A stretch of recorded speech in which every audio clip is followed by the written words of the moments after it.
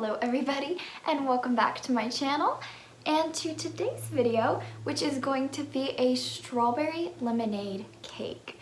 And I'm so excited about this one. I came up with this recipe actually last year at this same time because I wanted to do a special cake for Valentine's Day. I wanted this cake to be very visually pleasing. I also wanted this to be a really fresh cake with the strawberries and the lemon. Because I feel like at this time of the year, sometimes when we're kind of getting sick of winter, we kind of want to welcome in spring, and it's kind of nice to have those more fresh tasting desserts. So those were the two main things that I was thinking about when I came up with this cake. Let me go ahead and go through the process. It's definitely a lot of steps, so I'll try to go quickly through them. First thing that I started with when I made the cake was the lemon curd. That way it could be cooling off while we get the rest of the stuff done. For the lemon curd, it's not actually my recipe. I just took one from another. So there's this really good pie on Pinterest. It's a lemon curd pie. I just grabbed that recipe. So I will definitely find out how to link it below so you can go check it out or make it if you want. It's really yummy. The recipe calls for half a cup of lemon juice and then the zest of both lemons. I found that both of my lemons gave the perfect amount, so. And then we're gonna add 1/3 cup of honey, 2 egg yolks, and 2 whole eggs. So I just separated the egg whites and set them aside, and I actually ended up making some peanut butter fudge with those, so never let your egg whites go to waste, people. I finally added the pinch of salt, and then we're just gonna whisk all those together in the pan. Then we'll add in our coconut oil, which is solid at this point, and then we can put it on the stove on medium-low heat, and then we'll just constantly whisk and whisk and whisk till our curd kind of, thickens. The recipe had said that it takes about 8 minutes. For me, it was 6 minutes. It can vary, of course. But it'll look kind of like eggs as you're stirring. And when it starts to turn into the curd, it not only gets thick, but the color changes and it becomes more opaque and like a light lemony yellow kind of shade. Like a pastel yellow. That's honestly what it kind of looks like. So then once it is thick enough, go ahead and have your strainer set up on top of a bowl to strain it into. That way you can just quickly go and you don't cook your eggs. And then I just transferred to a little mason jar that we had and stuck it in the fridge to cool down so it'll be ready to put on the cake later on in the day. So now that our curd is chilling there, the next step I would recommend moving on to would be the cake layer part. So for that, we're actually going to start with our strawberries. So I used frozen strawberries for this recipe. And to measure them out, I just cut them in half, and we'll use 2 cups of this. I think the first time I made this recipe, I measured them out whole, and this time around it was definitely better, I think, because there was more strawberries. So we're going to add them to our pan and then bring them over to the stove, and I had it on about again, that medium low. And as they kind of start to cook, juices will come out, and that's when I kind of turned it up a little higher to get kind of a little bit of that boil going, and then turned it back down again. We just want to cook them on the stove till they kind of break down and they're soft. And then I went ahead and added our stevia drops. We're using 10 of those to help with the sweetness in the cake. That way we don't have to use as much monk fruit later on. And then I went ahead and transferred that to our ninja bullet that I have. I use this a lot when I have to blend a small amount of things.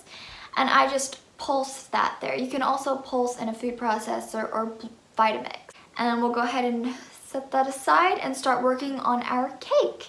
So in a medium-sized bowl, 2 cups of almond flour, 1 cup of monk fruit, which I did again grind in my coffee grinder, 1/4 cup of coconut flour. I put 2 tablespoons of arrowroot flour, 1/4 teaspoon of salt. I had already mixed a teaspoon of baking powder and 1/2 teaspoon of baking soda, and then I was just sifting them through the strainer so there wouldn't be any clumps. And then we're gonna set that aside while we mix together all of our wet ingredients. So we're gonna add our strawberry sauce that we just made to our large bowl there. Then I mixed in our 6 tablespoons of melted coconut oil, 2 teaspoons of vanilla, and then I cracked in there 4 whole eggs. And then we're just gonna whisk that all together with whisk till it's nice and combined. And now we can add the dry into our wet. And I did this in 2 parts, just to help it incorporate a little bit better. And then I switched over to a spatula just so I could really scrape the bottom and edges really well. Now we're gonna take a little detour here real quick, so stay with me. I wanted our cake to be pink. I just thought that would be cute. I had tried this last year when I made the cake by just grating beets in there, and it baked out, and I was so upset, and I was like, should I try this year with this new dye that I actually made and see if it'll work? So I thought, why not? And it baked out.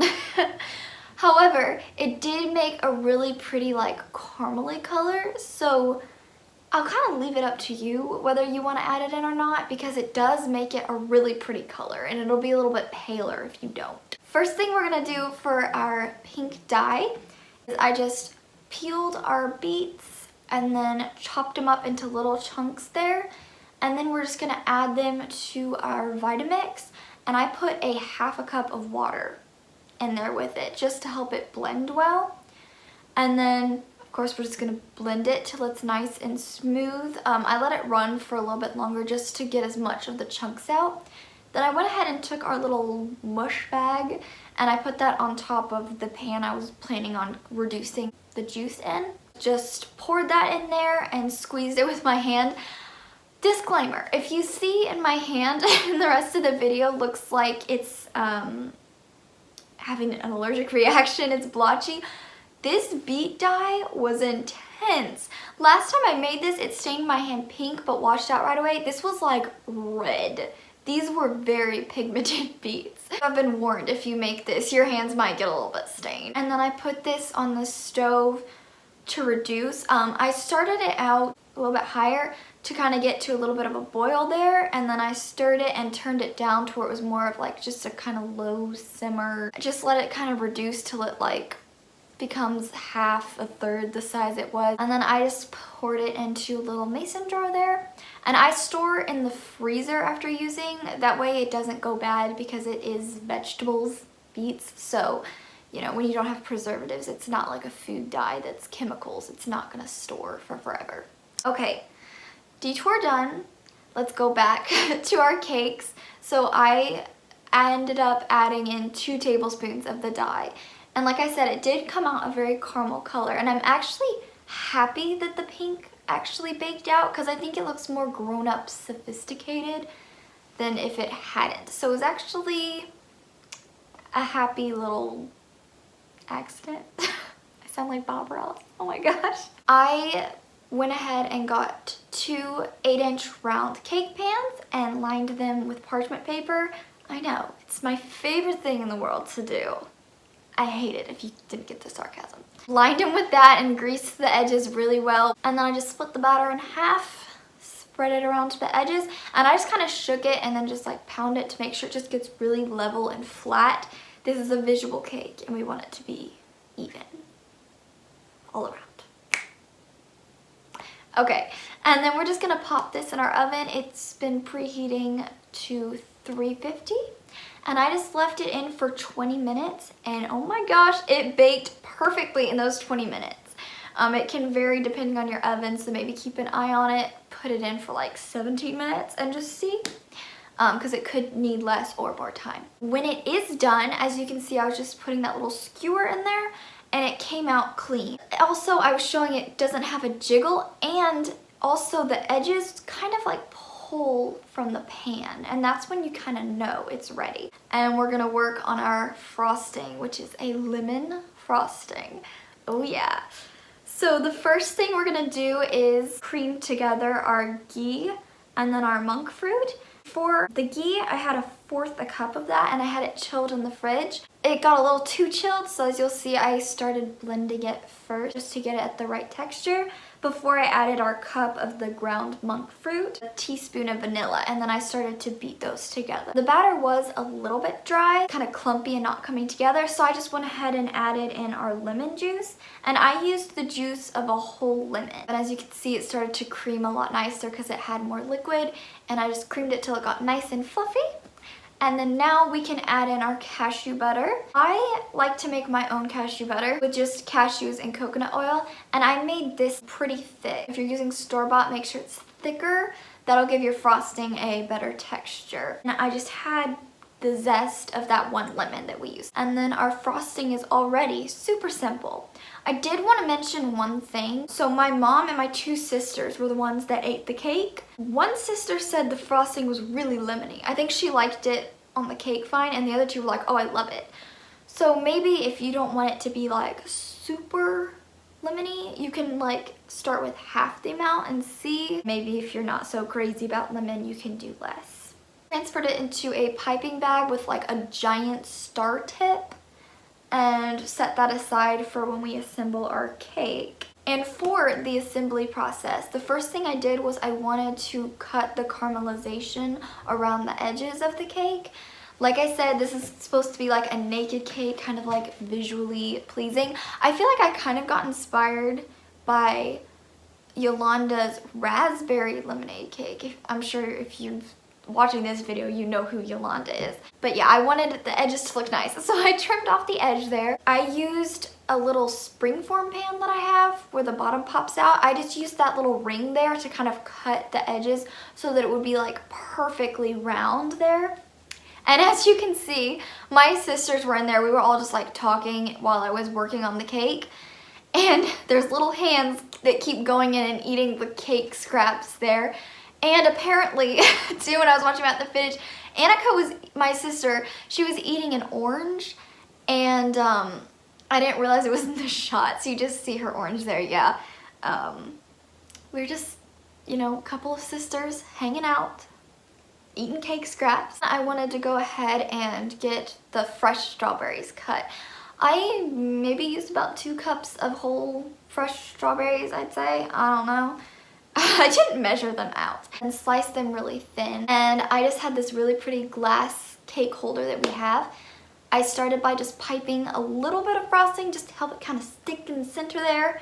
Placed the first cake layer down. This first layer was kind of like my trial and error layer, like how do I want to build this? Put the lemon curd on there. I just scooped half of what we had there and just spread it out in a circle. And then I piped our frosting in a circle as well. I didn't really bother with the heart on the bottom layer because it's not going to be seen. And then I added our strawberries around the side. And I put the point on the outside so you'd see that. I knew I wanted to do, especially since the pink came out in the cake, I wanted to take some of that dye and decorate the top, and I was thinking it might look cute to kind of do brush strokes of pinks, kind of have it on there. So I was like testing how that would look, and I didn't really like it. So that's why that's there, if you were wondering. So then I put the next layer on, and this is where I was like, okay, no mistakes, no messing around. This is the top, we gotta make sure it's pretty. So I decided to pipe a heart out of the frosting because I knew I would not be able to smooth on a pretty looking heart just from the curd. And then I swirled it around the edges there. And then I went ahead and put all our strawberries on that front part where it's thicker. I put like them all stacked up there so it looks really pretty. And I added our lemon curd and spread that out to the edges of our little heart design there. I didn't know if I wanted to do swirls with the beets on the top for decoration. And so I was practicing, and then I forgot to film it. So that's why as you come into this footage, there's already pink swirls around the edges. I was like, crap, I didn't start filming. I'm glad I remembered at least so you could see a little bit of how I do it. But I just took that little spoon there and was dropping little drops of the dye that we made. And then I just grabbed a skewer or toothpick or whatever and just dragged that through in like little swirly patterns. Just be careful not to swirl too much or it'll muddy up together. But yeah, I love how the top turned out. As you can see, I got little footage of it. Oh, it's so pretty. I was so proud of how it looked. It's so much prettier than just a plain yellow heart in the center, which is what I did last year. So I feel like I leveled this cake up for sure. Another thing I want to mention is the next day when I was kind of taking pictures of the cake to get the thumbnail and then to post like on my Instagram account, I found out that this cake Guys, it cuts like a dream. I mean, when I say I just like put the knife in and it was like butter going down, and then it comes out perfect. Like the crumb on this is awesome. This cake is so incredibly moist. I want to insert a picture right here on the screen that I have of the cut slice. You can see the inside layers. Oh, so pretty. That is our Valentine's strawberry lemonade cake. I love how this turned out. My family loved it. I made it on Tuesday. They didn't get to eat it till Wednesday because I had to get pictures. And they ate it in 2 days. There was like a sliver left this morning, which my sister quickly finished off. But yeah, basically they ate the cake in 2 days. It was well loved in my household. If you think this cake is pretty, give it a like. Just to let me know that you thought the cake was pretty. That would make me happy. Stay tuned for next week's video. I'm planning, as of right now, 2 more Valentine's themed videos, which I'm pretty excited about. Alright, thank you guys for watching, and I will see you in next week's video. Bye.